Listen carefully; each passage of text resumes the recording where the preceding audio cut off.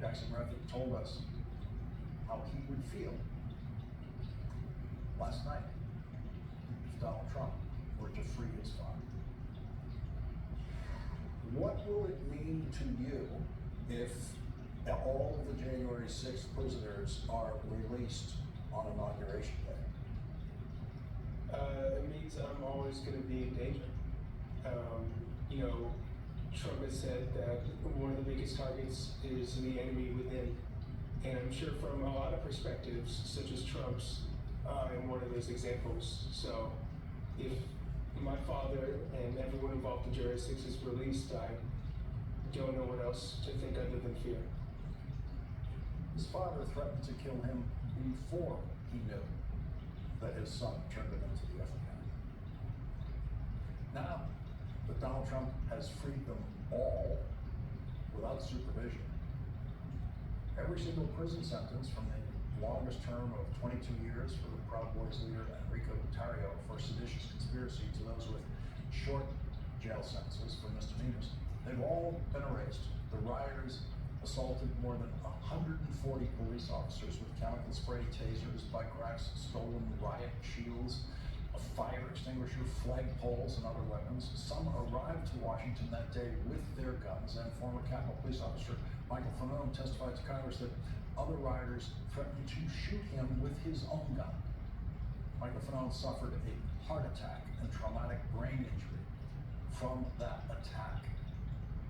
In the body cam footage of that assault, Officer Fanone can be heard desperately trying to stop them from killing him by telling them that he is a father.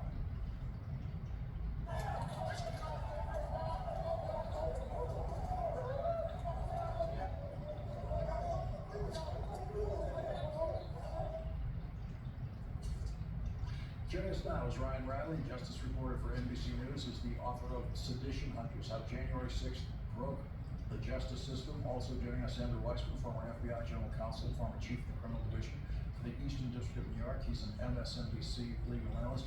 And Riley, you've studied every one of these, you studied every one of these prosecutions and been informing us about them as they went on. How many of these people, you know, there's this myth that there were no guns, that no one brought guns to the Capitol that day. How many people did, and how many people did you see testimony about real or near lethal behavior and assault of police officers? Yeah, there were a lot of guns at the Capitol that day. We'll never have a full count of how many there were because so few people were arrested that day, and it's so difficult to prove that someone had a gun at that point. But you know, right near that place where Michael Fanone was being assaulted in that video, inside of that tunnel, there was a man who actually had 2 guns on him that day. One of which he dropped in the fray there and left there, and then reported stolen when he got back. He had another gun on him as well.